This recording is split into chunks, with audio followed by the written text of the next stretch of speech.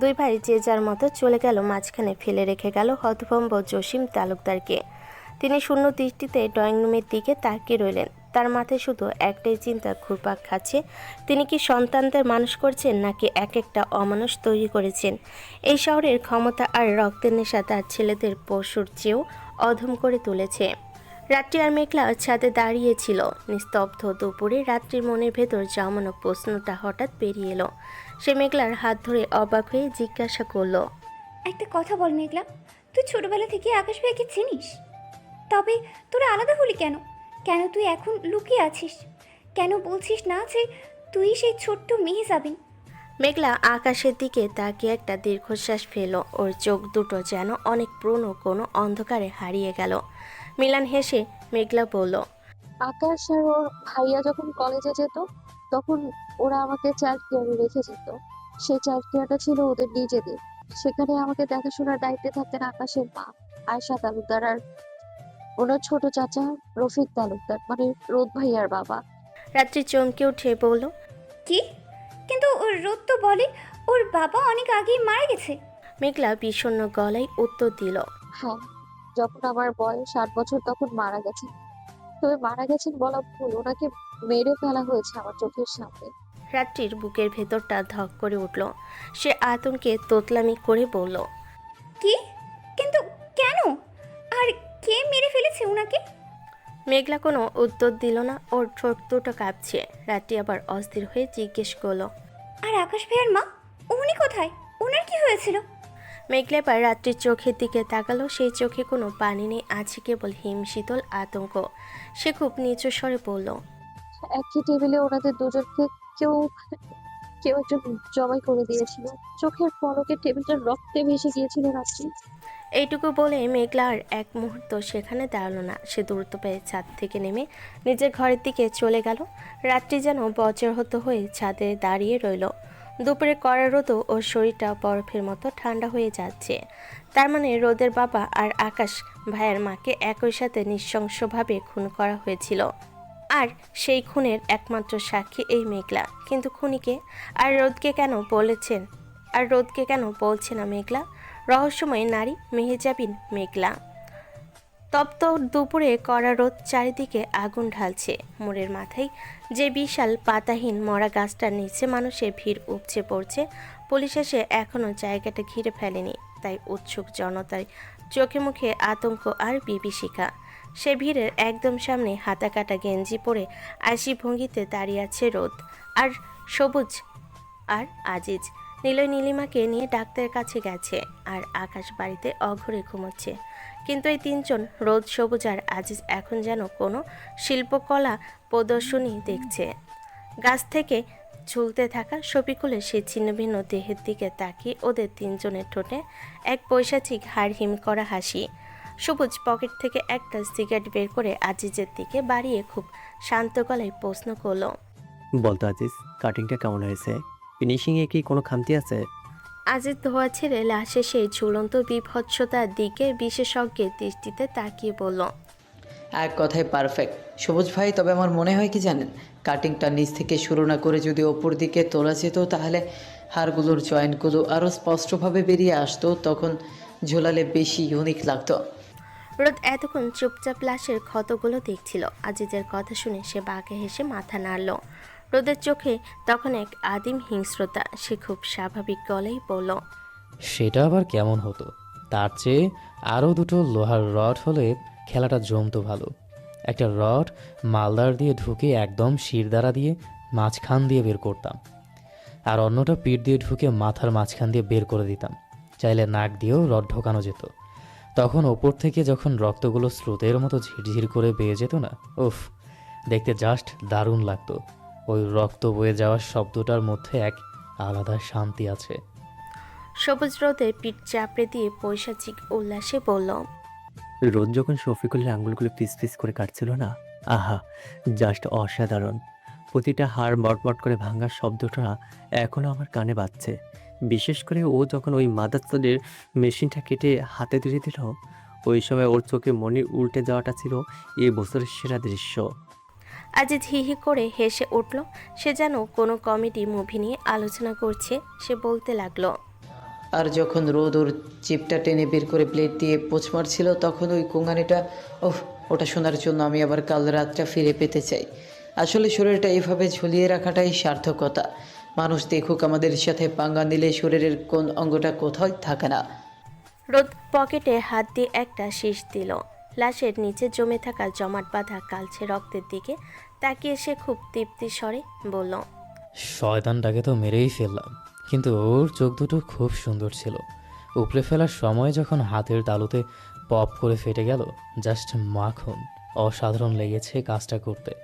আজিজের কথায় রোদ আর সবুজে পৈশাচিক হাসির মাত্রা যেন আরও বেড়ে গেল। আজিজ ভুরুকুচকে অবাক হওয়ার ভান করে জিজ্ঞেস করলো, সবুজ ভাই, রোদ মাঝে মাঝে তোদের কথা শুনলে আমারই ভয় করে। আমরা কি তবে শেষ পর্যন্ত হিউম্যান হান্টার হয়ে গেলাম? রোদ একটা খিলখিল হাসি দিয়ে পকেট থেকে রুমাল বের করে ওর ফর্সা মুখটা মুছল। সেই হাসিতে কোনো মমতা নেই, আছে কেবল হিমশীতল শূন্যতা। সে অবহেলা সুরে বলল, ধুর পাগল, হিউম্যান হান্টার হতে যাব কেন? আমরা তো এই শহরের সব থেকে ভদ্র আর কুলীন বংশের ছেলে। আর সব থেকে নিরীহ আর শান্ত ছেলে হলাম আমি আর সবুজ ভাই। আমাদের দিকে তাকালে কি মনে হয় যে আমাদের মুখে কোনোদিন একটা গালি ফুটেছে? সবুজ রোদের কথায় সায় দিয়ে সিগারেটের ধোঁয়াটা লাশের দিকে লক্ষ্য করে ছাড়ল। সে ঠোঁট বাঁকিয়ে বলল, ঠিক বলেছিস রোদ। আসলে আকাশ তো একটু গভীর আর গম্ভীর। ওকে দেখলেই লোকে বুঝে যায় যে শালা একটা আস্ত সাইকো। কিন্তু আমি আর তুই হলাম একদম ধোয়া তুলসী পাতা।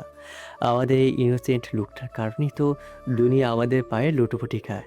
কেউ কল্পনাও করতে পারবে না যে এই হাত দুটো দিয়ে রাতে আমরা কি জঘন্য খেলা খেলি। আজিজ এবার আর হাসি চেপে রাখতে পারল না। সে হাসতে হাসতে প্রায় কুকড়ে যাচ্ছিল। তবে চারপাশের আতঙ্কিত মানুষের ভিড় দেখে সে নিজেকে সামলে নিয়ে ফিসফিস করে বলল, আরে হাসিস না এভাবে। আশেপাশে যা মানুষ জমেছে, ওরা যদি আমাদের এভাবে হাসতে দেখে তবে নিশ্চিত সন্দেহ করবে। চল একটু দূরে গিয়ে হাসাহাসি করে আসি, তারপর আবার শোকার্ত চেহারা নিয়ে এখানে ফিরে আসবো। তিনজন একটু আড়ালে গিয়ে দাঁড়ালো। আজিজ খান কৌতূহলী হয়ে সবুজকে প্রশ্ন করল, সবুজ ভাই, একটা কথা ভাবছি। আপনার শ্বশুর যদি জানতে পারে যে তার সব থেকে প্রিয় ভাগ্নিকে তার নিজের জামাই আর তার সঙ্গীরা মিলে এইভাবে কেমা বানিয়েছে, তবে ওনার অবস্থাটা কেমন হবে? আপনার কি মনে হয়? সবুজ তখন একবার শূন্যের দিকে তাকালো, তারপর খুব ধীরস্থিরভাবে পাশের একটা গাছের ডাল ছুঁয়ে দেখল। ওর চোখে মুখে কোনো অনুশোচনা নেই, বরং এক অদ্ভুত নিষ্ঠুরতা খেলে গেল। সে শান্ত গলায় জবাব দিল, কেমন আর লাগবে? আবার শ্বশুর জন্য বেশি কষ্ট করার দরকার নেই। শফিকুল তো মারা গেল, ওর আসনটা তো খালি হয়েছে। যদি বুড়ো বেশি লাভচাপ করে বা সত্যটা জেনে যায়, তবে পরে লাশটা হবে খোদ আমার শ্বশুরের। এই গাছই ওকে ঝুলিয়ে দেব। আমার কাছে ভাগ্নি আর শ্বশুরের বলে আলাদা কোনো মায়া নেই আজিজ। বাধা দিলে সবাইকে ওভাবেই চলতে হবে। সবুজের এই বরফ শীতল কথাগুলো শুনে আজিজ আর রোদের পৈশাচিক হাসি যেন আরও তীব্র হলো। তপ্ত দুপুরে লাশের গন্ধ আর এই তিন পিশাচের পরিকল্পনা মিলে মোড়ের মাথায় যেন এক নরকের এক টুকরো অংশ হয়ে উঠল। ডাক্তার সাহেব নীলিমার ফ্যাকাশে হয়ে যাওয়া মুখের দিকে কিছুক্ষণ তাকিয়ে থাকলেন। তারপর একটা দীর্ঘশ্বাস ফেলে টেবিলের উপরে ডায়াগ্রামটা ওর দিকে ঘুরিয়ে দিয়ে খুব নরম গলায় বলতে শুরু করলেন, দেখো মা নীলিমা, ভয় পেও না। যা বলবো একটু মন দিয়ে বোঝার চেষ্টা করো। তোমার রিপোর্টে যা ধরা পড়েছে সেটা আমরা বলি একটপিক প্রেগনেন্সি। সাধারণত ভ্রূণ জরায়ুর ভেতরে বড় হয়, কিন্তু তোমার ক্ষেত্রে ভ্রূণটি জরায়ুর নিরাপদ আশ্রয় পৌঁছাতে পারেনি। ওটা আমার থেকে ফ্যালোপিয়ন টিউবের ভেতরে, আর সেখানে ওটা বড় হতে চাইছে। সমস্যা এখানেই, জরায়ু যেমন বড় হতে পারে, টিউব কিন্তু তা পারে না। এটা একটা সরু নালীর মতো। ভ্রূণটা যত বড় হবে, তোমার টিউবটা ফেটে যাওয়ার ঝুঁকি তত বাড়বে। আর একবার যদি ওটা ফেটে যায়, তবে পেটের ভেতরে ইন্টারনাল ব্লিডিং শুরু হবে, যা তোমার জীবনের জন্য বড় বিপদ হয়ে দাঁড়াতে পারে। আমি জানি এটা শোনার জন্য তোমার জন্য কতটা কষ্টে, কিন্তু বিশ্বাস করো মা, এই ভ্রূণটা বাঁচানো বা জরায়ুতে সরিয়ে নেওয়ার মতো কোনো উপায় চিকিৎসা বিজ্ঞানে নেই। এটাকে রাখা মানে তোমার নিজের জীবনকে হুমকির মতো মুখে ফেলা। তাই আমাদের দেরি না করে দ্রুত ব্যবস্থা নিতে হবে। তুমি ভেঙে পড়ো না মা, তোমাকে শক্ত হতে হবে। ডাক্তার সাহেবের কথা শুনে নিলয়ের চোল শক্ত হয়ে এলো। সে মুহূর্তেই সময় নষ্ট করতে চাইল না। নীলিমার জীবনের ঝুঁকি সে কোনোভাবে নিতে পারবে না। নিলয় সোজা হয়ে বসে ডাক্তারের চোখের দিকে তাকিয়ে দৃঢ় গলায় বলল, ডাক্তারবাবু, আমি কোনো ঝুঁকি নিতে চাই না। ওর জীবন সবার আগে। আপনি যত দ্রুত সম্ভব এই ভ্রূণ নষ্ট করার ব্যবস্থা করুন। কালক্ষেপণ করে আমি নীলিমাকে আর বিপদে ফেলতে পারবো না। ডাক্তার সাহেব নিলয়ের দিকে তাকিয়ে শান্ত করার ভঙ্গিতে হাত তুললেন। তারপর নীলিমার রিপোর্টের দিকে আরেকবার চোখ বুলিয়ে বললেন, দেখো নিলয়, তোমার দুশ্চিন্তা আমি বুঝতে পারছি, তবে এই অবস্থায় তোমাকে একটা আশার কথা শোনাই। রিপোর্ট অনুযায়ী ভ্রূণটার বয়স খুব বেশি হলেও 5 সপ্তাহ। এই প্রাথমিক পর্যায়ে আমাদের হাতে একটা ভালো অপশন আছে। নিলয় কপালে ভাঁজ ফেলে প্রশ্ন করল। কি অপশন ডাক্তারবাবু? সার্জারি করতে হবে না? ডাক্তার সাহেব মাথা নাড়লেন। না, ভ্রূণটা যেহেতু এখনও খুব ছোট এবং টিউব ফেটে যাওয়ার মতো অবস্থা হয়নি, তাই এখনই বড় কোনো সার্জারি যাওয়ার প্রয়োজন নেই। আমরা এটাকে মেডিসিনের মাধ্যমে নষ্ট করে দিতে পারি। আমরা কিছু নির্দিষ্ট ইনজেকশন বা মেডিসিন দেব, যা ভ্রূণটার বৃদ্ধি থামিয়ে দেবে এবং ধীরে ধীরে মায়ের শরীরে নিজেই ওটাকে শুষে নেবে। এতে নীলিমার শরীরের উপর ধকল কম যাবে এবং ফ্যালোপিয়ান টিউবটিও বেঁচে যাবে, যা ভবিষ্যতের জন্য ভালো। নিলয় এক মুহূর্ত ভাবল, তারপর নীলিমার ঠান্ডা হয়ে যাওয়া হাতটা নিজের শক্ত মুঠোয় নিয়ে ডাক্তারের দিকে তাকিয়ে মাথা নাড়ল। ঠিক আছে ডাক্তারবাবু, আপনি যা ভালো মনে করেন সেটাই করেন। তবে প্লিজ খেয়াল রাখবেন নীলিমার যেন কোনো কষ্ট না হয়। আপনি মেডিসিন দিয়ে এই প্রসেস শুরু করুন, আমি সম্মতি দিচ্ছি। নীলিমা পাথরের মতো বসে রইল। তার শরীরের ভেতরে বেড়ে ওঠা একটা প্রাণ কেবল কয়েকটা ওষুধের মাধ্যমে নিশ্চিহ্ন হয়ে যাবে। এই ধ্রুব সত্যটা যেন সে নিতেই পারছে না। নিলয় নীলিমার কাঁধে হাত রেখে নিজের দিকে টেনে নিল, যেন নিঃশব্দে বলছে, আমি আছি তো। হাসপাতালে সাদা দেওয়ালে আর ওষুধের কটুর গন্ধ কাটিয়ে গাড়ির ভেতরে এসির ঠান্ডা বাতাসে নীলিমার অস্থিরতা কমল না। জানালার বাইরে সে উদাস হয়ে তাকিয়ে আছে। নিলয় ফার্মেসি থেকে এক গাদা ওষুধ নিয়ে ফিরে এলো। গাড়িতে উঠে সিট বেল্ট বাঁধতে বাঁধতে সে বেশ আয়েসি ভঙ্গিতে গাড়িটা স্টার্ট দিল। গাড়ির ভেতর এক দীর্ঘ অস্বস্তিকর নীরবতা। সেই নীরবতা ভেঙে নীলিমা হঠাৎ খুব শীতল আর গম্ভীর গলায় প্রশ্ন করল, ওকে কেন মারলে? নিলয় স্টিয়ারিং ঘোরাতে ঘোরাতে একদম আকাশ থেকে পড়ার ভান করলো। কপালে বাজ ফেলে এমন ইনোসেন্ট একটা চেহারাগুলো যেন সে এই জগতের সব থেকে বড় সাধু। সে অবাক হওয়ার ভান করে পড়ল, কাকে মারলাম বসো না? কাল রাত থেকে তো আমি তোমার আঁচল ধরা হয়েই ঘুমিয়েছি। মাছি মারার সুযোগটাও তো পেলাম না। নীলিমা দাঁতে দাঁত চেপে নিলয়ের দিকে তাকিয়ে গর্জে উঠল, আমার সাথে একদম হেয়ালি করবে না নিলয়। আমি কার কথা বলছি তুমি খুব ভালো করেই জানো। শফিকুলকে ওভাবে নৃশংসভাবে মারার কি দরকার ছিল? নিলয় এবার শব্দ করে হেসে উঠল। সে স্যাঁচরা হাসি যা দেখলে যে কারোর পিত্তি চলে যাবে। সে নীলিমার দিকে আর চোখে তাকিয়ে পুরপুরে মেজাজে বলল, আরে তুমি তো দেখি শফিকুল সাহেবের জন্য শোকসভা শুরু করে দিলে। আমি তো ভেবেছি ডাক্তার মেডিসিন দেওয়ার পর তোমার মেমোরি একটু লস হবে। শফিকুলকে? ওই যে যার জিপটা রোদের পকেট আর হাত দুটো মোড়ের মাথায় ঝুলছে? ও আচ্ছা, আরে ও তো আমাদের সাথে গেম খেলেছিল, একটু হার্ট ফেল করে মারা গেছে আর কি। পুলিশও লিখে দেবে প্রাকৃতিক মৃত্যু। নীলিমার আগে ফেটে পড়ে বলল, তুমি কি অমানুষ নিলয়? মানুষকে ওভাবে মারে? তোমার কি একটু মায়া নেই? নিলয় এক হাতে স্টিয়ারিং ধরে অন্য হাতে নীলিমার গালটা একটু টেনে দিল। তারপর খুব নির্লজ্জের মতো হেসে বলল, মায়া তো অনেক আছে সোনা, কিন্তু সেটা শুধু তোমার জন্য তো না, অন্য মানুষের জন্য আমার কলিজায় ওই মায়া নামক সফটওয়্যারটা ইনস্টল করা নেই। তাছাড়া শফিকুলের মরা মুখটা কিন্তু ড্রয়িং রুমে সাজিয়ে রাখার মতো সুন্দর হয়েছিল, খেয়াল করেছিলে? ও রোদ ও সবুজের মতো প্রফেশনাল হয়ে গেছে, দারুণ ব্যাপারটা। নিলয়ের এই স্যাঁচরামি আর বিদ্রুপ শুনে নীলিমার আগে গাড়ি থেকে নামার উপক্রম করলো। চিৎকার করে বলল, থামাও গাড়ি। আমি তোমার মতো পিশাচের সাথে এক সেকেন্ডও থাকবো না। নীলয় ঝট করে গাড়ির সেন্টার লক খুলে দিল। ওর হাসিমাখা মুখটা এক পলকে সিরিয়াস হয়ে গেল। গাড়ি গতি বাড়িয়ে সে সোজা নীলিমার চোখের দিকে তাকিয়ে খুব কিন্তু গম্ভীর গলায় বলল, শান্ত হও নীলিমা, রাগ করো না। আমার বন্ধুরা কখনো কোনো নিষ্পাপ প্রাণীকে মারেনি। শফিকুল কি নিষ্পাপ ছিল? ছিল না, তাই ওকে মারতে হয়েছে। একটু থেমে নিলয় আবার সে রহস্যময় হাসিটা দিল। তার চোখের মনি তখন অন্ধকারে জ্বলজ্বল করছে। সে ফিসফিস করে বলল, কিন্তু আসল প্রশ্নটা শফিকুলকে নিয়ে নয় নীলিমা। আসল প্রশ্ন হলো, আমাদের এই হাতগুলো যখন সত্যি কোনো নিষ্পাপ রক্তে ভিজবে, তখন কি তুমি সহ্য করতে পারবে? পারবে না। আর আর যদি তেমন দিন আসে, তো আমি নিজে তোমার হাতে আমার জীবনটা দিয়ে দেব। এবার খুশি? শফিকুল যে গাছে ঝুলছে সেই মোড়ের কাছাকাছি আসতেই মানুষের গগন বিদারী চিৎকার আর কান্নার শব্দে গাড়ির ভেতরে ভারী হয়ে এলো। গাড়ির গ্লাস ভেদ করে সোনালি ফুপুর সেই কলিজা ফাটা আর্তনাদ শোনা যাচ্ছে। সবুজ খুব ধীর গতিতে গাড়িটা দিকে এগিয়ে গেল, কারণ সে সকালেই এখানে এসেছিল, বর্তমানে আছে এখানে শ্বশুরকে সান্ত্বনা দিতে। ওর চোখে মুখে এখন এক অদ্ভুত প্রশান্তি, কিন্তু ঠোঁটে কোণে লেগে আছে সেই পৈশাচিক বিষাক্ত হাসি। সোনালি তখনও পাথরের মতো বসে আছে গাড়ির মধ্যে। সবুজ গাড়ির জানালা দিয়ে সোনালির দিকে ঝুঁকে গেল। ওর একটা হাত সোনালির থরথর করে কাঁপতে থাকা কাঁধের উপর রাখলো।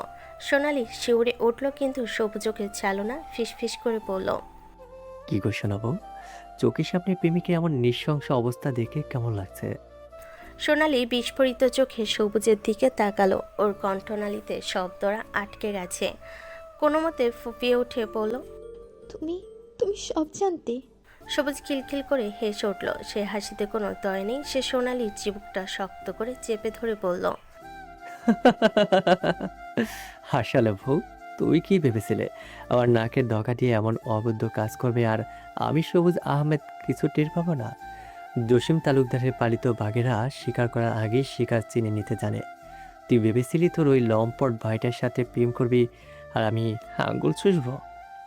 সোনালি মাথা নিচু করে ডুকরে কেঁদে উঠল। সবুজের চোখের পানিটা বৃদ্ধা আঙ্গুলি দিয়ে মুছে দিয়ে আবারও বলতে শুরু করলো, যাই হোক, তোর পাপি প্রেমিকের মাগফিরাত কামনা করার জন্য আমি, নিলয়, আকাশ, রোদ, আজিজ সকল এসেছিলাম, কিন্তু বডি নাকি এখন দেবে না, তাই তারা চলে গেছে।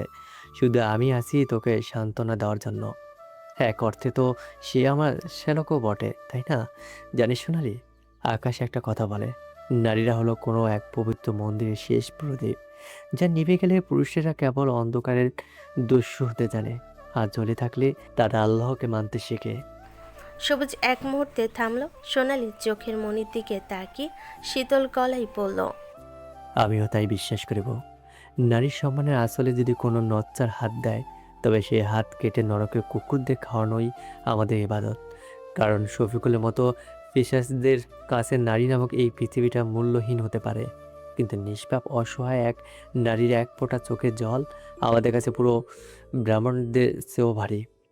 আর তুই ছিলি আমার ঘরের লক্ষ্মী, অথচ তুই কিনা ওই জানোয়ারটার সাথে ব্যবসা শুরু করলি। সোনালি কোনো জবাব দিতে পারল না। সবুজের এই যুক্তি আর পৈশাচিকতার মিশলে তাকে মানসিকভাবে পঙ্গু করে দিচ্ছে। সবুজ এবার গাড়ির দরজা খুলে বাইরে বেরোলো। এক লহমায় ওর চোখে সেই পিচাস রূপটা উদা হয়ে গেল। মুখে ফুটে উঠল গভীর শোক আর কান্নার ছাপ। যে গাড়ির ওপাশ দিয়ে ঘুরে এসে সোনালি দরজা খুলে দিল। ভিড়ের ভেতর দিয়ে সবুজ যখন সোনালীকে ধরে আগলে নিয়ে লাশের দিকে এগোচ্ছে, তখন ওর কান্নার অভিনয় দেখে খোদ শয়তানও বোধহয় লজ্জা পাবে।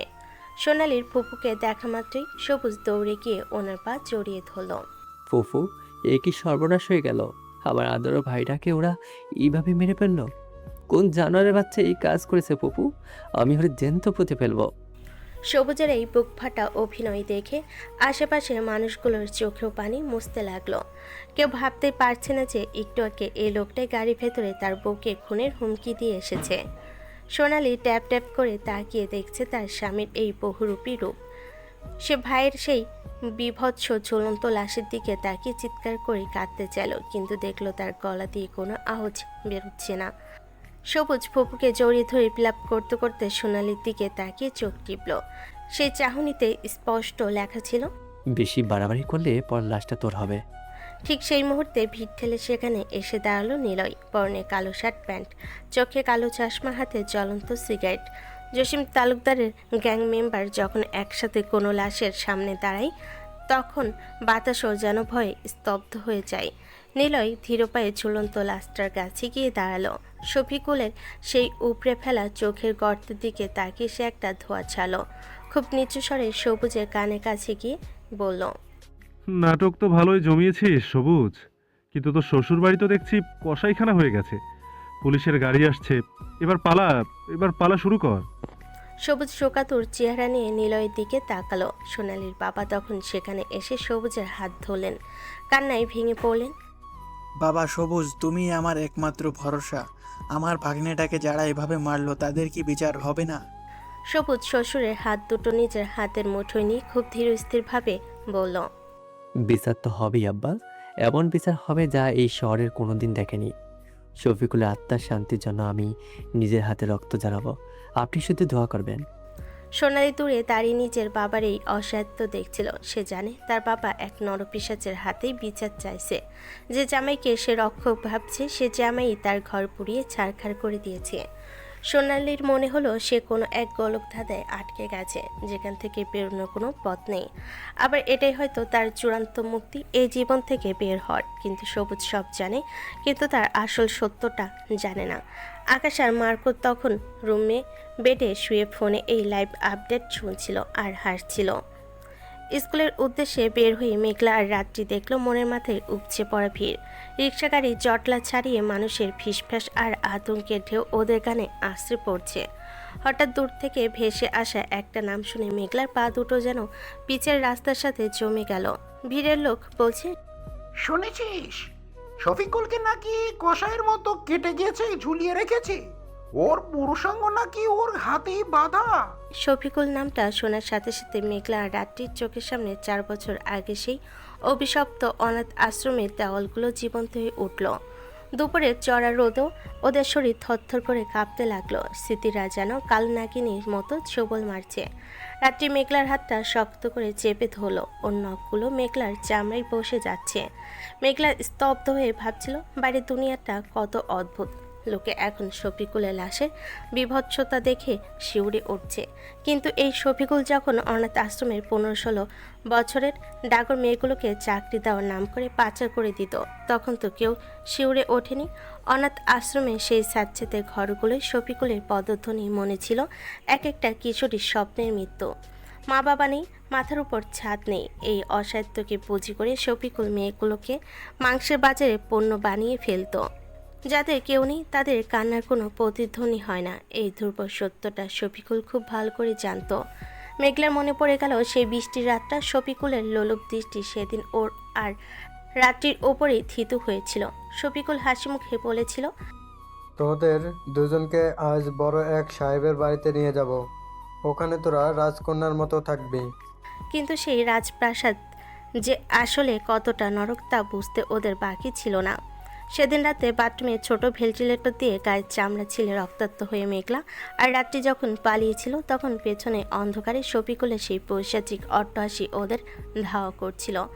মাসের পর মাস ওরা স্টেশনে ফুটপাতে লুকিয়ে দিন কাটিয়েছে, কেবল ওই কয়সাটার হাত থেকে বাঁচার জন্য। অভয়া অনাথ আশ্রম থেকে সেই বর্ষা রাতে যখন ওরা দেওয়াল টপকে পালিয়েছিল, তখন ওদের পরনে ছিল কেবল ভেজা কাপড় আর মনে ছিল সীমাহীন আতঙ্ক। মাসের পর মাস ওরা স্টেশনে ওভারব্রিজের নিচে ভিখারি সেজে রাত কাটিয়েছে, কারণ ওরা জানতো শফিকুলের লোকগুলো ওদের হন্য হয়ে খুঁজছে। 15-16 বছরের দুটো চোখ ধাঁধানো সুন্দরী মেয়ে, যাদের কোনো অভিভাবক নেই। তাদের কাছে পুরো দুনিয়াটাই ছিল একটা শিকারী বাঘের মতো। খুঁজতে খুঁজতে ক্লান্ত হয়ে অবশেষে ওরা খুঁজে পেয়েছিল শান্তনীর আশ্রম। নামের মধ্যে শান্তি থাকলো, অনাথ আশ্রমে শান্তির শব্দটা যে কতটা বিপাত্মক তা ওরা প্রবেশের কয়েকদিনের মধ্যেই বুঝে গিয়েছিল। অভয়া আশ্রমের মতো এখানে হয়তো শফিকুলের মতো কৌশায় প্রকাশ্যে মেয়েদের সতীত্ব নিয়ে ব্যবসা করতো না, কিন্তু পর্দার আড়ালে এখানে চলতো একই রকম নোংরামি। এখানে মাঝরাতে কোনো মেয়ের ঘরে উপরতলা বড় বাবুদের আনাগোনা ছিল। রাত্রি একবার ফুপিয়ে কেঁদে মেঘলাকে বলেছিল, মেঘলা, এখান থেকেও কি আমাদের পালাতে হবে? এই পৃথিবীতে কি আমাদের জন্য একটু নিরাপদ মাটি নেই? মেঘলা তখন রাত্রির চোখের জল মুছে দিয়ে দাঁতে দাঁত চেপে বলেছিল, আর কত পালাবো? পালানোর জায়গা তো শেষ হয়ে গেছে। তার চেয়ে ভালো এখানেই থাকি। অন্তত শফিকুলের হাত থেকে তো বেঁচেছি। এখানে আমাদের নিজেদের লড়াই নিজেদেরই লড়তে হবে। সেই আশ্রমে টিকে থাকার জন্য ওরা নিজেদেরকে পাথর করে ফেলেছিল। কেউ যখন ওদের দিকে লোলুপ দৃষ্টিতে তাকাতো ওরা নিজেদেরকে কুঁকড়ে নিত। সমাজের চোখে যারা অসহায় বা নিজ, তারা আসলে প্রতিটা মুহূর্তে এক একটা জীবন্ত লাশের মতো দাফন হওয়ার অপেক্ষায় থাকে। কিন্তু সে লড়াইয়ের ভেতরে নিঃসঙ্গতা আর বুক ফাটা আর্তনাদ দেখার সময় কারো হয় না। আজ সেই শফিকুলের মৃত্যু যেন ওদের সেই পুরনো ক্ষতে মলম লাগিয়ে দিল। মেঘলা ভিড়ের মধ্যে তাকিয়ে বিড়বিড় করে বলল, রাত্রি, আল্লাহ হয়তো দেরি করেন কিন্তু বিচার করতে ভুল করেন না। শফিকুলের মতো জানোয়ারদের জন্য এই পৃথিবীটা আর জাহান্নামের মধ্যে কোনো তফাৎ ছিল না। রাত্রি মেঘলার হাতটা আরো শক্ত করে ধরল। আজ ওরা বুঝতে পারল ওদের জীবনের এই দীর্ঘ যুদ্ধের একটা বড় অধ্যায় হয়তো আজ শেষ হলো। আজ সেই শফিকুল মৃত, গাছে ঝোলানো ও নিথর দেহটা যেন সমাজের সেই সব মুখোশধারী ভদ্রলোকের গালে একটা থাপ্পড়, যারা অনাথ আশ্রমের বাইরে সুন্দর নাম ফলক দেখে দান করে আসে কিন্তু ভেতরে কান্নার শব্দ শোনার সময় পায় না। সমাজ কেবল উপর থেকে বিচার করতে জানে, কেউ দেখে না একটা অনাথ মেয়ের একাকিত্ব কতটা গভীর, তার প্রতি মুহূর্তের লড়াইটা কতটা বিষাক্ত। দুনিয়ার চোখে যারা নিজ, আসলে তারা পরিস্থিতির শিকার হয়ে এক একটা জীবন্ত লাশে পরিণত হয়। মেঘলা ভিড়ের দিকে তাকিয়ে একটা দীর্ঘশ্বাস ফেল। ওর চোখ দুটো তখন চলছে। সে বিড়বিড় করে বলল, রাত, আজ মালাকুল মউত বোধহয় পৃথিবীতে ওর চামড়া ছিঁড়ে নিয়ে গেছে। শফিকুলের মৃত্যুটা হয়তো নৃশংস, কিন্তু আমাদের মতো মেয়েদের কাছে এটা একটা দীর্ঘশ্বাসের মুক্তি। রাত্রি শুধু ভিজে গলায় বলল, মেঘ যে এই কাজটা করেছে সে খুনি হতে পারে, কিন্তু সে নিজেও জানে না কত অসহায়, চুলাহীন, অনাথ, মিসকিন, এতিম শিশুদের, মেয়েদের এই ভয়ঙ্কর রাক্ষস থেকে মুক্তি দিল। দুই বন্ধু পাথরের মতো দাঁড়িয়ে রইল। মনের মাথায় সেই মরা গাছটায় আজ যেন এক অন্ধকার জাস্টিসের প্রতীক হয়ে দাঁড়িয়ে আছে। রাস্তায় জটলা আর মানুষের ভিড় দেখে ছোট্ট বীর মেঘলার কোলে চড়ে কৌতূহলী চোখে চারিদিকে তাকাচ্ছিল। অত মানুষ আর শোরগোল দেখে সে মেঘলার গলা জড়িয়ে ধরে আধো আধো বুলিতে জিজ্ঞেস করলো, মা এখানে কি হইতে? এত লোক কেন মা? মেঘলা ভিড়ের দিকে একবার তাকিয়ে বীরের মাথায় হাত বুলিয়ে শান্ত গলায় বলল, এখানে একটা দুষ্ট লোককে মারা হয়েছে আপা, ও খুব খারাপ ছিল। বীর চোখ বড় বড় করে অবাক হয়ে জিজ্ঞেস করলো, দুটো লোকদের কে মেরেছে মা? পুলিশ? মেঘলা এক মুহূর্তে থমকে গেল, তারপর একটা দীর্ঘশ্বাস ফেলে আকাশের দিকে তাকিয়ে বলল, না শোনা, ওকে আল্লাহ নিজেই পেরেছে। বীর আরো অবাক হয়ে গেল। তার কচি মনে এই রহস্যটা যেন খেলছে। সে আবারও প্রশ্ন করলো, মা দুটো লোকদের কি আল্লাহ নিজে এসে মেরে দেয়? মেঘলা এইবার একটু মিলান হাসলো। বীরের নরম গালে হাত দিয়ে বলল, হ্যাঁ শোনা, আল্লাহ নিজেই মারেন, তবে সবসময় নিজে হাসেন না। কখনো কখনো আল্লাহ আকাশ থেকে অনেক ভালো ফেরেশতা পাঠিয়ে দেন। সেই ফেরেশতারাই দুষ্ট লোকগুলোকে এই পৃথিবী থেকে বিদায় করে দেয়, যাতে পৃথিবীটা আবার সুন্দর আর নিরাপদ হয়ে যায়। বীর মাথা নাড়ল। সে খুব বড় কোনো দর্শন বুঝে গেল, কিন্তু পরক্ষণে তার মনে অন্য এক প্রশ্ন উকি দিল। সে মেঘলার গলার কাছে মুখ নিয়ে ফিসফিস করে বলল, আত্মা মা বুঝলাম, কিন্তু আমার পাপা কই? পাপা কি ফেলেস্তা? বীর যখন তার বাবাকে ফেরেশতা বলে সম্বোধন করলো, মেঘলার বুকের ভেতরটা যেন এক মুহূর্তের জন্য থমকে গেল। সে কোনো উত্তর খুঁজে পাচ্ছিল না। যে মানুষের হাতে রক্তে আজও শুকায়নি, যার চোখের ইশারায় শহর কাঁপে, তাকে তার নিজের সন্তান ফেরেশতা ভাবছে। মেঘলার এই কিংকর্তব্য বিমূঢ় অবস্থা দেখে রাত্রি আর হাসি চেপে রাখতে পারল না। সে টোটোর সিটে একটু আরাম করে বসে বীরের গালটা টিপে দিয়ে ফিক করে হেসে উঠল। রাত্রি বেশ রসিকতার সুরে বলল, ওরে আমার বীর বাহাদুর, তোর পাপা তো শুধু ফেরেশতা নয়, সে হলো এই দুনিয়ার সব থেকে বড় এবং খাস ফেরেশতা। সে এখন সাদা ধপধপে জুব্বা আর নুরানি পাগড়ি পরে আসমানের ওপর দিয়ে ডানা মেলে উড়ে বেড়াচ্ছে। তোর পাপার মতো এত বড় পরহেজগার মানুষ কি আর এই দুনিয়ায় আছে রে? সে তো এখানে কোনো এক বিশাল মসজিদের বড় ইমাম সাহেব হয়ে গেছে। দিনরাত তসবিহ টিপছে আর 5 ওয়াক্ত নামাজ পড়ে আল্লাহর কাছে তোদের জন্য দোয়া করছে। রাত্রির এই লাগামহীন ঠাট্টা শুনে মেঘলা ওর দিকে অগ্নি দৃষ্টিতে তাকালো। মেঘলা দাঁতে দাঁত চেপে ফিসফিস করে বলল, রাত্রি, একদমই আর কি করবি না, বাচ্চা ছেলে ওই সব বিশ্বাস করে নেবে তো। কিন্তু রাত্রি থামার পাত্র নয়। সে বীরের কৌতূহলী চোখের দিকে তাকিয়ে আরও বাড়িয়ে দিতে লাগলো। আরে বিশ্বাস করবে না কেন? বীর, তোর পাপা যখন রাস্তা দিয়ে হাঁটে তখন তার চারপাশ দিয়ে নাকি নূরের জ্যোতি বের হয়, ফেরেশতারা তাকে এসে সালাম দিয়ে যায়। সে তো এখন পাপ পুণ্যের বিচার করতে ব্যস্ত। দুষ্টু লোকদের সাইজ করে পৃথিবীতে একে জান্নাত বানানোর দায়িত্ব তো আল্লাহ তোর পাপার কাঁধেই দিয়েছেন। বীর গোল গোল চোখ করে সব শুনছিল। সে খুশিতে হাততালি দিয়ে উঠল। তার ছোট্ট মাথায় এখন তার বাবার এক অলৌকিক ছবি তৈরি হয়ে গেছে। বীর আধহত গলায় মেঘলাকে বলল, মা দেখলো তো আন্টি জানে পাপা ফেলেস্তা।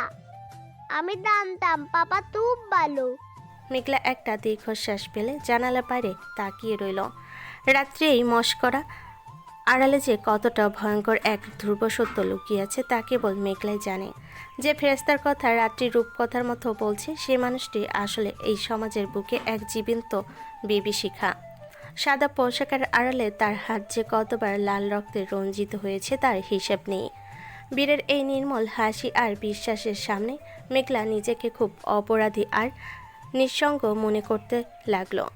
সে মনে মনে শুধু প্রার্থনা করলো, বীরের এই বিশ্বাস যেন কোনোদিন রক্তের দাগে মলিন না হয়। কথা বলতে বলতে রাত্রি মেঘলা আর বীর এর স্কুল গেটে পৌঁছে গেল। বীরের চঞ্চলতা যেন থামবার নয়। গেট দিয়ে ঢুকে সে মেঘলার কোল থেকে নেমে এক দৌড়ে বারান্দায় চলে গেল। মেঘলা একটা লম্বা শ্বাস ফেলে ক্লাসের দিকে এগিয়ে গেল।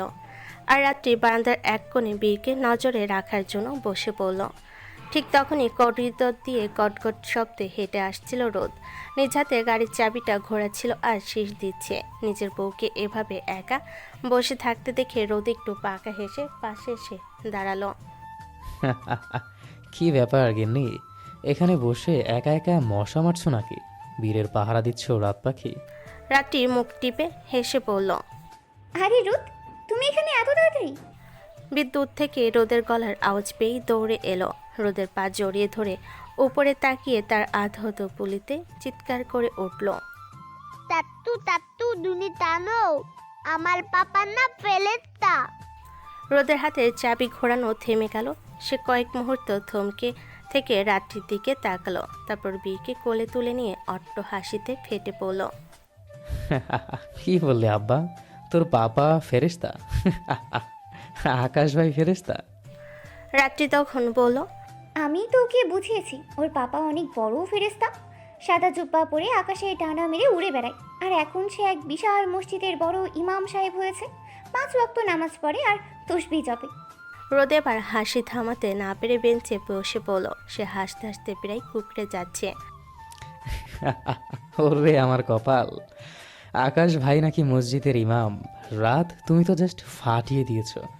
আকাশ ভাইয়ের হাতে যদি কেউ তসবিহ দেখে তবে তো আজরাইল নিজেই কনফিউজড হয়ে যাবে যে সে কি ভুল করে স্বর্গে চলে এলো নাকি। বীর অবাক হয়ে বলল, তেন তাত্তু পাপাকে নামাজ পড়ে না? রোদ বীরের নাকটা টেনে দিয়ে ফিস ফিস করে বলল, পরে রে আব্বা পরে, তবে যায় নামাজে বসে না। সে তো মানুষের হাড়গোড় দিয়ে ড্রাম বাজায়। তোর বাবা তো এতই নূরের ফেরেশতা যে সেই যখন চোখ গরম করে তাকায় তখন খোদ শয়তানও ভয়ে ইস্তফা দিয়ে চাকরি ছেড়ে পালিয়ে যায়। সে ভাবে এই লোকের সামনে তো আমার কোনো দামই নাই। বীর অবাক হয়ে বলল, না, মা বলেতে পাপা অনেক নামাজ পড়ে, তাই না তাত্তু? রোদ হাসতে হাসতে চোখে পানি নিয়ে এলো। সে বিড়বিড় করে বলল, তোর বাপ মসজিদে নামাজ পড়ে কি জানি না, তবে জঙ্গলে সবার জানাজা পড়ায়। রাত্রি বলল, কি বলছেন আপনি? থামুন তো। বাচ্চাটাকে কেন ভয় দেখাচ্ছেন? বীর, তোর পাপা তো এখন অনেক ব্যস্ত। সে তো দুষ্টু লোকদের সাহায্য করতে আকাশ থেকে নেমে আসে, তাই না? রোদ এবার স্কুলের বারান্দায় বসে হাত নাচাতে নাচাতে বলল, হ্যাঁ তা ঠিক। সে যখন আকাশ থেকে নামে তখন তো চারিদিক রক্তের বন্যা বয়ে যায়। বীর, তোর পাপা সাদা ডানা মেরে ওড়ে না রে। সে তো কালো চশমার হাতে একটা বড় লাঠি নিয়ে ঘোরে। ওটা দিয়ে যখন সে কাউরে মারে তখন সেই লোক সরাসরি ফেরেশতা হয়ে যায়। বীর বলল, না, মা বলেতে পাপা দুঃখ লোকদের মারে। আল্লাহ পাপাকে পাঠিয়েতে পৃথিবী তুন্তল করতে।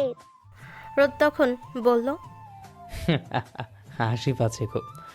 ভাইয়া যদি এটা শুনে যে ওরে ওর ছেলে ফেরেশতা বানাইছে, তবে নিজেই হার্ট ফেল করবে।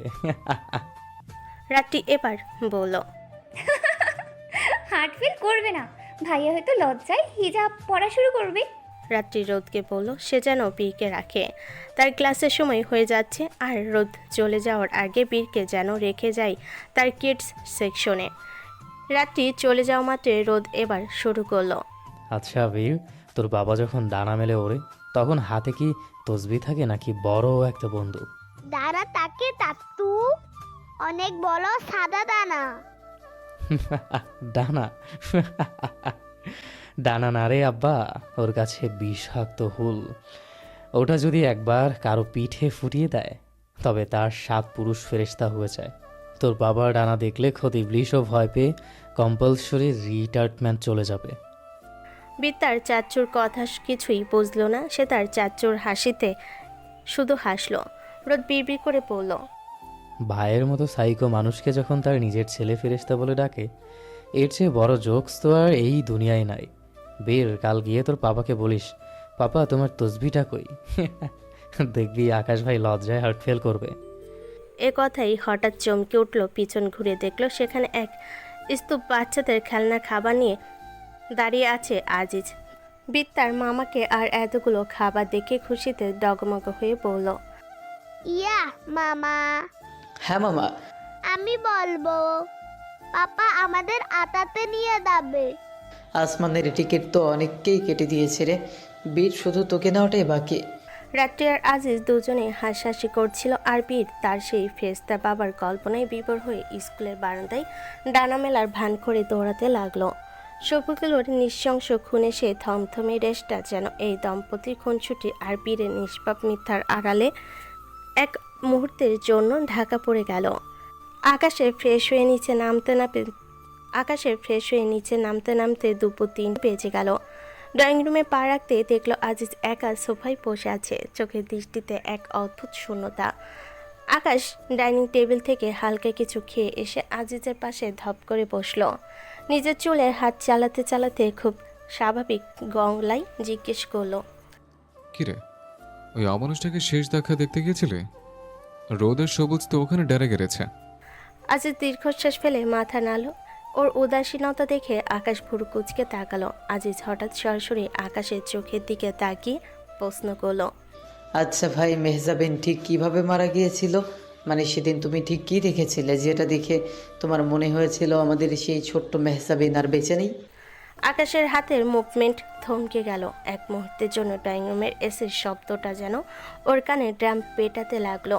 ও নিজেকে সামলে নিয়ে শীতল গলায় বলল, হঠাৎ ওটা নিয়ে প্রশ্ন করার কোনো বিশেষ কারণ আছে আজিজ? অনেক বছর আগের দাফন হয়ে যাওয়া কফিন কেন করতে চাইছ? আজিজ সোজা হয়ে বসলো। ওর চোখে মুখে এখন দৃঢ়তা। সে খুব নিচু স্বরে বলল, প্রয়োজন আছে ভাই, আজ খুব দরকার বলেই জিজ্ঞেস করছি। তুমি শুধু বলো সেদিন আসলে কি হয়েছিল। আকাশের দৃষ্টি জানালার বাইরে চলে গেল। ওর চোখের সামনে ভেসে উঠল সেই অভিশপ্ত দুপুরের ছবি। সে বলতে শুরু করলো, সেদিন আমাদের কলেজে একটা বিশেষ অনুষ্ঠান ছিল, কিন্তু মেহজামিনকে না দেখে আমি কোথাও স্থির হতে পারতাম না। যাওয়ার সময় চাইল্ড কেয়ারে ওর জন্য একটা নীল রঙের নতুন ফ্রক আর একজোড়ার উপর চওড়া বালা করে নিয়ে গেছিলাম। ও তো সাজতে খুব ভালোবাসত। আমি নিজ হাতে ওকে সেই ফ্রকটা পরিয়ে দিয়েছিলাম। ওর ছোট্ট হাতের উপর বালা দুটো পরিয়ে দিয়ে কপালে একটা চুমুকিয়ে বলেছিলাম, শোনা, আমি কলেজ থেকে ফিরেই তোমাকে নিয়ে ঘুরতে যাব। আকাশের গলার স্বর বুঝে এলো। আজিজ নিষ্পলক চোখে তাকিয়ে আছে। আকাশ আবার শুরু করলো, বিকেলবেলা যখন আমি চাইল্ড কেয়ারের সামনে রাস্তায় পৌঁছালাম, দেখলাম বিশাল মানুষের ভিড়, ট্রাফিক জ্যাম, মানুষের চোখে মুখে আতঙ্ক।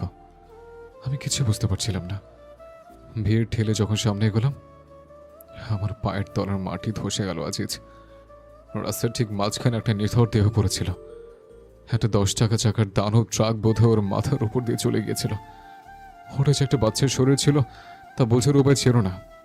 আর মাথার খলিটা পিষ্ট হয়ে মগজগুলো রাস্তার পিচের উপর ছিটকে পড়েছিল।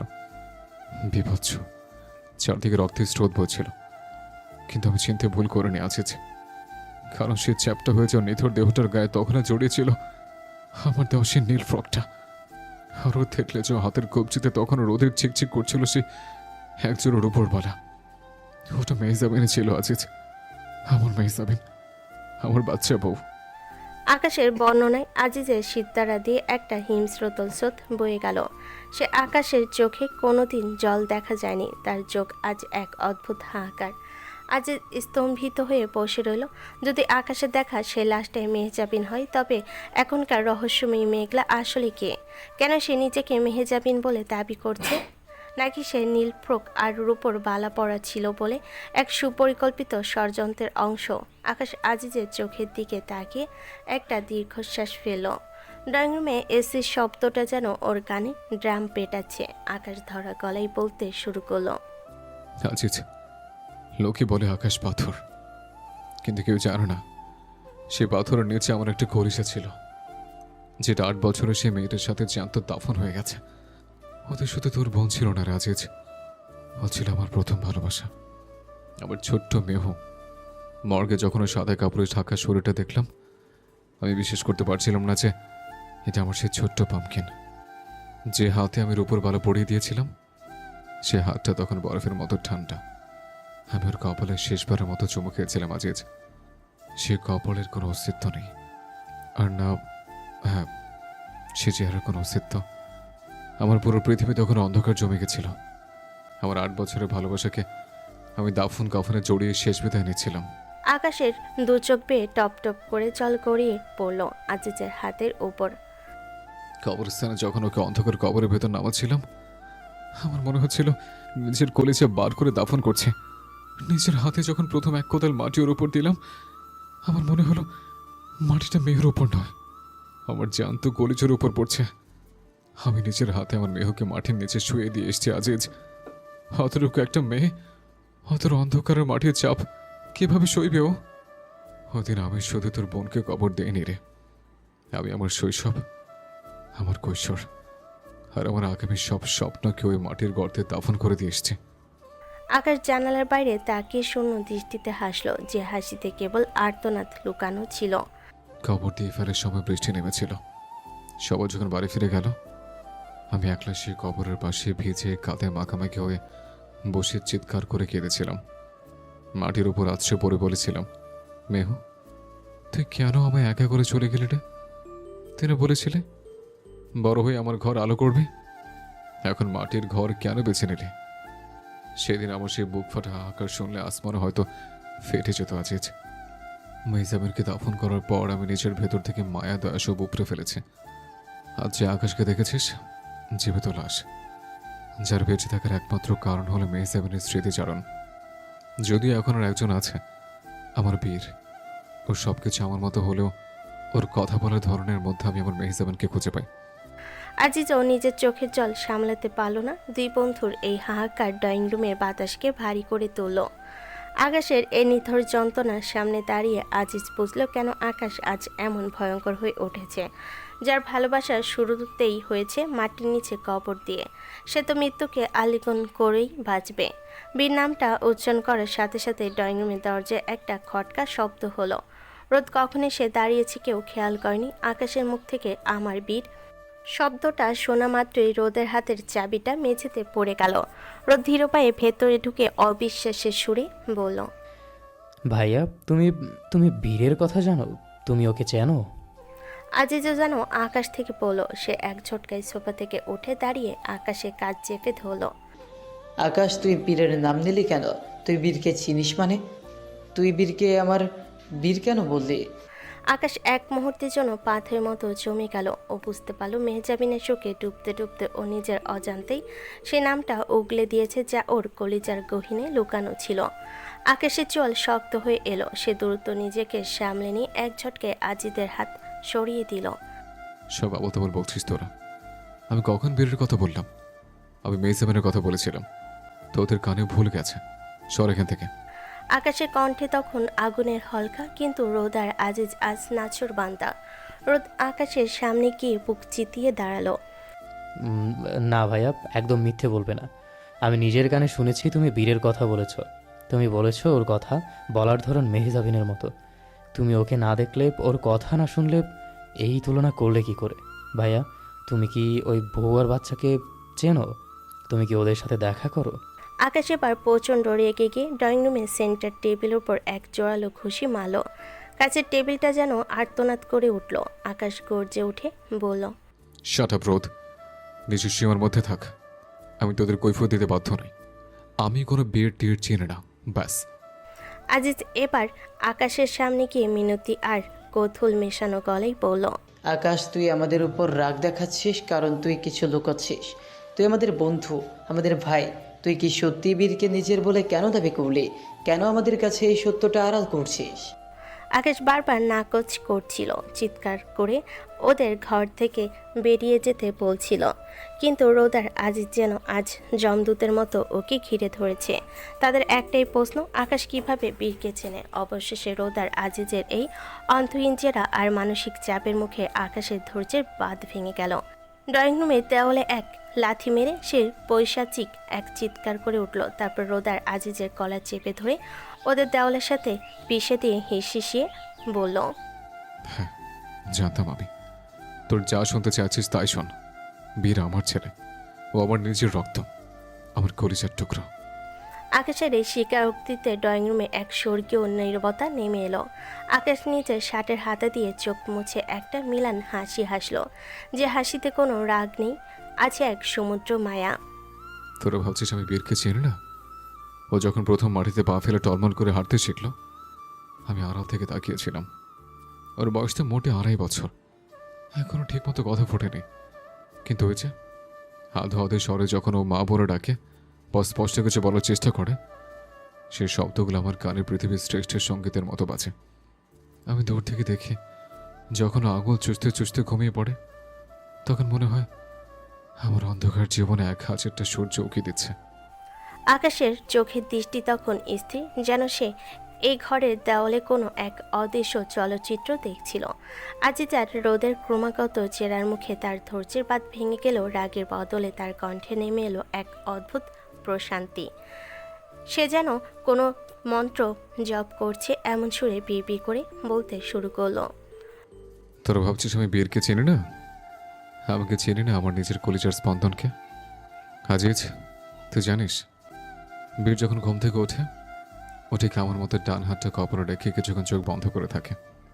তারপর ওরে আধো আধো গলায় উ করে শব্দ করে কোল খোঁজে। 2.5 বছরের ছোট্ট শরীরটা যখন টলমলে পায়ে বিছানা থেকে নামে, ওর বা পায়ের আঙুলটা একটা কুচকে থাকে, একদম আমার মতো। রোদ আর আজিজ বিস্ময়ে পাথর হয়ে গেল। আকাশ যেন ঘোরের মধ্যে বলে চলেছে। ও যখন খাবার খায়, ওর ছোট্ট ডান হাতটা দিয়ে গালটা মুছে নেয়। বীর যখন বায়না ধরে, ও ওর 2 চোখ বন্ধ করে নাকটা কুচকে ফেলে। আমি দূর থেকে দেখি, ও যখন বাগানের প্রজাপতি ধরতে গিয়ে উপর হয়ে পড়ে যায়, ও কাঁদে না, ধুলো ঘিরে ঝেড়ে আবার হাসে।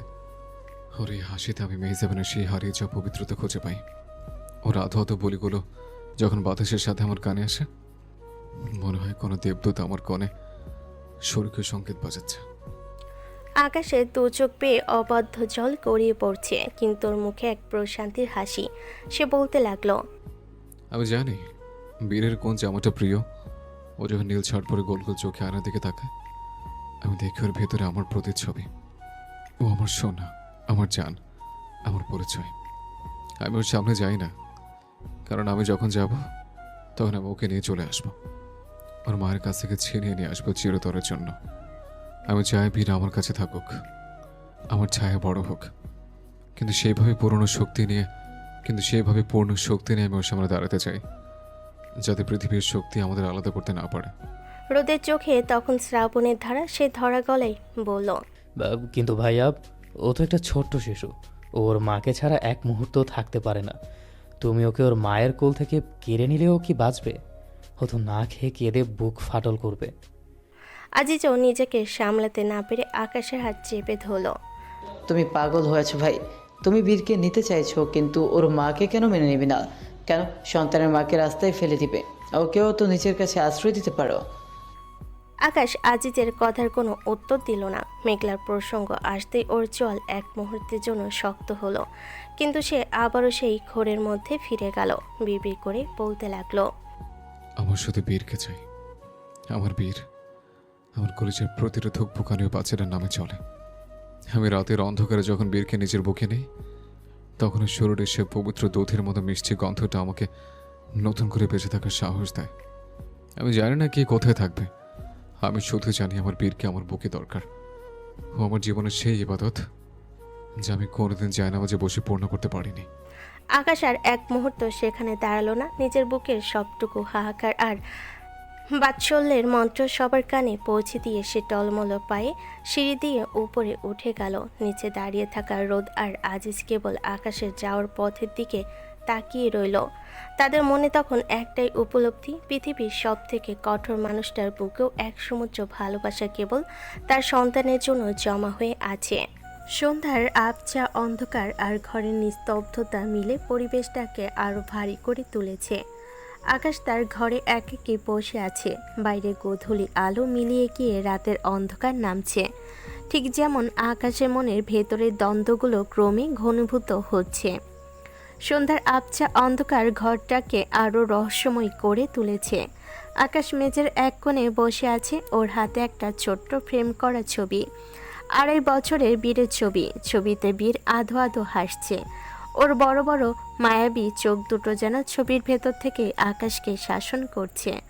আকাশ ছবিটার উপর আঙ্গুল বোলাচ্ছে আর ওর চোখ দিয়ে অবাধ্য জল গড়িয়ে পড়ছে। সে ছবির দিকে তাকিয়ে ফিসফিস করে বলতে লাগলো, বীর, আমার কলেজের টুকরো, তুই কি জানিস তোর এই ছবিটা এখন তোর বাবার বেঁচে থাকার একমাত্র সম্বল? তোর এই ঘ্রাণটা এখন তোর বাবার বেঁচে থাকার অক্সিজেন। বীর, আমার সোনা, তোর এই ঘ্রাণটা না পেলে আজ তোর বাবার রাত কাটে না। আকাশ টলমল পায়ে উঠে ড্রেসিং টেবিলের আয়নার সামনে দাঁড়ালো। হাতে বীরে সেই ছবিটা শক্ত করে ধরা।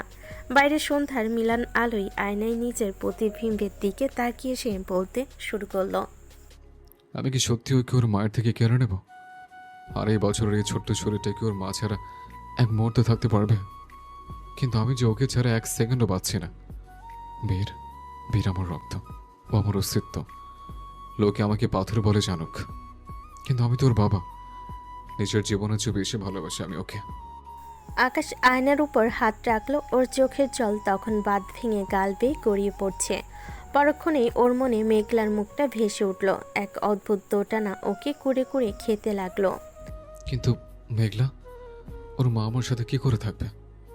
আমাদের মাঝে তো কোনো ভালোবাসা নেই, যে সম্পর্কে কোনো মায়া নেই, কেবল যে তার ঘৃণা আছে, সেখানে কিভাবে আমার সাথে একই ছাদের নিচে থাকবে? আমি মেঘলাকে ভালোবাসি না, ওকে কি আমার সহ্য হবে? কিন্তু ওকে ছাড়া তো বীর বাঁচবে না। বীরকে পেতে হলে কি আমাকে মেঘলাকে মেনে নিতে হবে, নাকি আমি স্বার্থপরের মতো ওর কোল খালি করে আমার বুক ভরবো?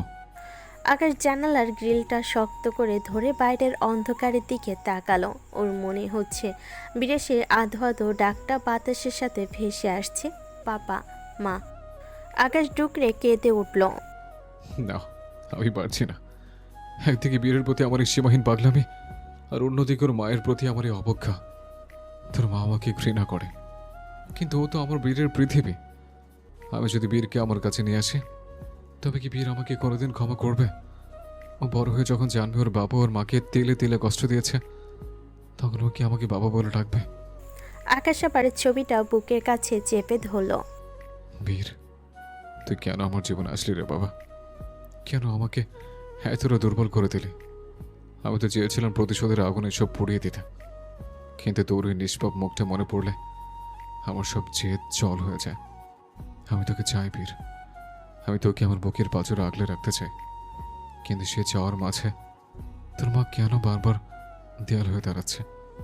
আমি কি তবে তোর মাকে সহ্য করতে শিখব? কেবল তোর জন্য, কেবল আমার কলেজের টুকরোটার হাসির জন্য? আকাশের এই স্বীকারোক্তি যেন সারা ঘরে নিস্তব্ধতাকে চিরে দিচ্ছিল। অন্ধকার ঘরে একা দাঁড়িয়ে থাকা এই মানুষটা আজ আর সেই ভয়ঙ্কর আকাশ নয়। সে আজ কেবল এক দিশেহারা পিতা, যে তার সন্তানের ভালোবাসায় নিজের সব দম্ভ আর আভিজাত্য বিসর্জন দিতে তৈরি। আকাশের এই পৈশাচিক রূপের আড়ালে থাকা এক পরম মমতাময় বাবা লুকিয়ে আছে, যে তার সন্তানের জন্য নিজের সব ঘৃণা বিসর্জন দিতেও প্রস্তুত। সন্ধ্যার মিলান আলোয় ফ্ল্যাটের ড্রয়িং রুমে রোদ এসে দাঁড়ালো। সারাদিনের ব্যস্ততা শেষে ওর চোখে মুখে একটা চনমনে ভাব। রাতটিকে দেখে একগাল হেসে বলল, চলো রাত পাখি, আজ বাইরে থেকে একটু ঘুরে আসি। অনেকদিন কোথাও যাওয়া হয় না। সন্ধ্যাটা বেশ চমৎকার। রাত্রি ও ডায়েরিটা বন্ধ করে রোদের দিকে তাকিয়ে মিষ্টি করে হাসলো। তারপর আলগোছে বলল, শুধু আমরা কেন, চলো না মেঘলা আর বিকেও সাথে নিয়ে যাই, সবাই মিলে একসাথে গেলে বেশি মজা হবে। পাশে বসে থাকা মেঘলা তড়িঘড়ি করে বলে উঠল, আরে না না, তোরা দুজন ঘুরতে যাচ্ছিস, সেখানে আমি আর আমার ছেলে গিয়ে মাঝখানে কাবাবে হাঁটি হতে যাবো কেন? তোরা বরং নিরিবিলিতে ঘুরে আয় যা। রাত্রি মুখ ভার করতে মেঘলা ওর হাত ধরে টেনে তুলে ফেললো। হাসতে হাসতে বলল, ঠান্ডা আর মুখ ফোলাতে হবে না, আর আমার সাথে তোকে একটা সুন্দর শাড়ি পরিয়ে দিই। আজ আমার নিজের হাতে সাজাবো আমি তোকে, দেখবি ভাইয়া তোকে একদম ঘুরকে যাবে দেখে। এই বলে মেঘলা রাত্রিকে নিয়ে ঘরের ভেতর চলে গেল। ড্রয়িং রুমে তখন রাজত্ব চলছে 2.5 বছরের বীর আর তার চাচুর। বীর তার চাচুর কোলের উপর বসে একটা ছোট্ট প্লাস্টিকের গাড়ি নিয়ে মহাব্যস্ত। রোদ বীরের নাকে একটা টোকা দিয়ে বলল, কি আমার আব্বা, তুমি তো শুধু গাড়ি চালাচ্ছ, চাচুর সাথে কি একটু গল্প করবে না? বীর তার বড় বড় চোখ দুটো পিটপিট করে তাকালো, তারপর আধো আধো গলাই বলল, গাড়ি ভুম। তাত্তু তুমি তুমি ভুম ভুম চালাবে? রোদ হো হো করে হেসে উঠল। আমি তো ভুভু চালাবই, কিন্তু তুমি কি আমাদের সাথে ঘুরতে যাবে, নাকি মায়ের সাথে ঘরে বসে ঝিঝি পোকা দেখবে? বীর মাথা নেড়ে গম্ভীর মুখে বলল, না, বিল বিল তো ভালোই গেতে, বিল গালি চালাবে। মা পতা মা আমাকে চকলেট দেয় না। রোদ অবাক হওয়ার ভান করে বলল, তাই নাকি? মা পচা, তাহলে চলো, চাচু তোমাকে এক পাহাড় সমান চকলেট কিনে দেবে, তখন কি তুমি মা দেবে? বীর একটুক্ষণ চিন্তা করলো, যেন খুব বড় কোনো কূটনৈতিক সিদ্ধান্ত নিচ্ছে। তারপর ফিসফিস করে বলল, না, মাতে দেব না, সব সব বিল খাবে। তাত্তু খাবে? রোদ হাসতে হাসতে বিড়বিড় করে বলল, ওরে আমার স্বার্থপর বীর রে, ঠিক তোর বাপের মতো জেদ হয়েছে তোর। কিন্তু বীর, তোর বাবা তোকে চায় কিন্তু তোর মাকে চায় না, কি করি এখন তাই ভাবছি। বীর তখন রোদের গালটা টেনে ধরে বলল, পাপা পাপা পাপা কোথায় তাত্তু? পাপা কি উড়োজাহাজে থাকে? রোদের হাসিটা এক মুহূর্তের জন্য থমকে গেল। আকাশের কথা মনে পড়তে ওর বুকটা কেঁপে উঠল। ও বীরের কপালে একটা চুমু খেয়ে বলল, হ্যাঁ রে বাবা, তোর পাপা তো অনেক বড় আকাশ, সে তোকে আড়াল থেকে ঠিকই দেখে। বীর তখন আকাশের দিকে হাত বাড়িয়ে বায়না ধরল, উহুদাতে বীর উহুদাতে যাবে, তাত্তু তোলো না। রোদ মুচকি হেসে পকেট থেকে ফোনটা বের করলো। কোনো ভূমিকা ছাড়াই সে আকাশকে ভিডিও কল দিল। আকাশ তখন সবেমাত্র স্নান সেরে বের হয়েছে, শরীরের উপরিভাগ উন্মুক্ত, পরনে কেবল একটা তোয়ালে। আয়নার সামনে দাঁড়িয়ে তোয়ালে দিয়ে চুল মুছতে মুছতে সে ফোনটা রিসিভ করলো। আকাশের গম্ভীর কণ্ঠস্বর ভেসে এলো, বল রোদ, এই সময় ফোন কেন? রোদ হো হো করে হেসে বলল, ভাইয়া, তোমার ওই প্রকাণ্ড প্রাইভেট জেটটা কি একদিনের জন্য ভাড়ায় পাওয়া যাবে?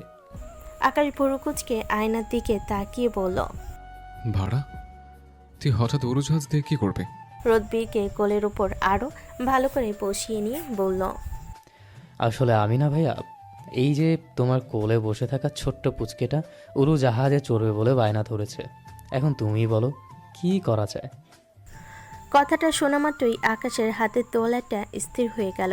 স্ক্রিনে বীরের ওই গোল গোল চোখ আর লালচে গাল দুটো দেখা মাত্রই আকাশের ঠোঁটের কোণে এক চিলতে হাসি ফুটে উঠল। এক অদ্ভুত হাসি, যে মানুষটাকে সারা শহর জমদূতের মতো ভয় পায়, তার মুখে এমন স্বর্গীয় হাসি সচরাচর দেখা যায় না। যেন পৃথিবীর সব সুখ আজই একটা হাসিতে এসে ভিড় করেছে।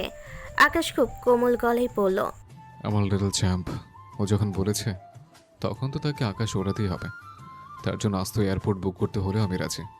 বীর এতক্ষণ চাচুর ফোন নিয়ে নাড়াচাড়া করছিল, কিন্তু উড়োজাহাজ শব্দটা শুনতে সেই স্ক্রিনের দিকে চোখ গোল গোল করে তাকালো। স্ক্রিনে সেই মানুষটাকে দেখে বীর চিনে ফেললো। আধো আধো গলায় চিৎকার করে বলল, তাত্তু হেলিকপ্টার, তাত্তু তোমার উড়োজাহাজ আছে? তুমি জানো আমার পাপার উড়োজাহাজ আছে, আমাকে তাত্তু বলেতে। আকাশ আর রোদ একে অপরের দিকে তাকালো। রোদের চোখে তখন কৌতুক আর সে বীরকে বলল, হ্যাঁ আব্বা, অনেক বড় উড়োজাহাজ আছে ফোনের মধ্যে থাকা ওই মানুষটার, ওটা আমি তোমাকে দিয়ে দেব, ঠিক আছে? বীর কিছুক্ষণ গম্ভীর হয়ে ভাবল, যেন খুব বড় কোনো সম্পত্তি নিয়ে ডিল করছে। তারপর মাথা নেড়ে বলল, না, আমি পাপালটা নেব না, আমি শুধু পাপালটা নিব। আমার বাবা বড় উড়োজাহাজে থাকে। এই কথা শুনে আকাশ আর রোদ দুজনেই একসাথে হেসে উঠল। আকাশের চোখে তখন আনন্দের অশ্রু চিকচিক করছে। রোদ হাসতে হাসতে বলল, আচ্ছা বাড়ি, তোমার পাপার উড়োজাহাজটাই আমি তোমার কাছে নিয়ে আসবো, এবার খুশি তো?